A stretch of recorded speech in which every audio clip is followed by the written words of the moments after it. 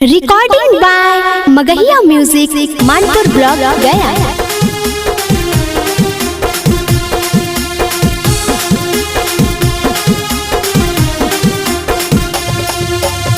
Music by PM Bihari.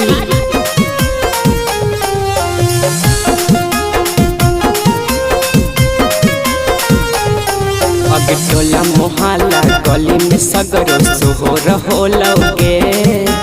टोला मोहल्ला गली में सगरो सोहर होलौगे।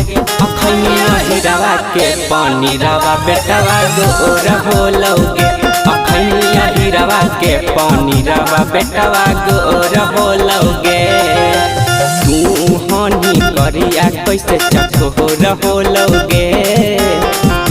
हानि करिया कैसे चकोर होलौगे।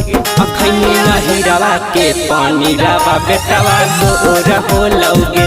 अखनिया हीरावा के पानी रावा बेटवा गोर होलौगे।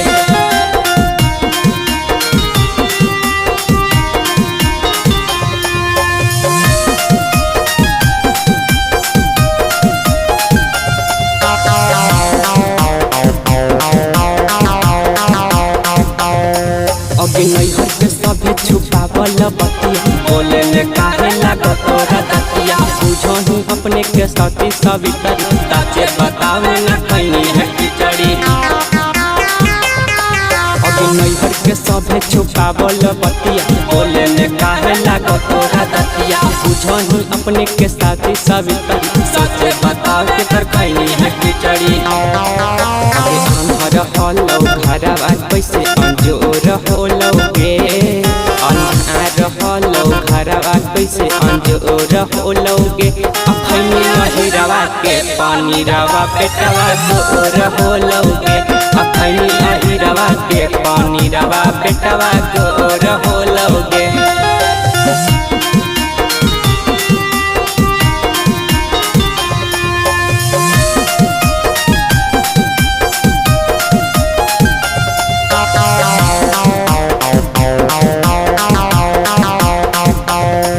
अगे नीतीश नादन से बोलो है चंभल है कि पीएम बिहारिया से खूबे लुका के। आनंद पटेल संगे लेनी है फेरा जानी तू काहे विकासवा के डेरा। अगे नीतीश नादन से बोलो है चंभल है कि सोना गुन से तू नहीं लुका के। आनंद पटेल संगे लेनी है फेरा तब तू जाही काहे सोनिया के डेरा। पहिले होलौ झिंगी अब पर होलौगे। पहिले होलौ झिंगी अब पर होलौगे। अखनिया हीरावा के पानी रावा बेटवा गोर होलौगे। अखनिया हीरावा के पानी रावा बेटवा गोर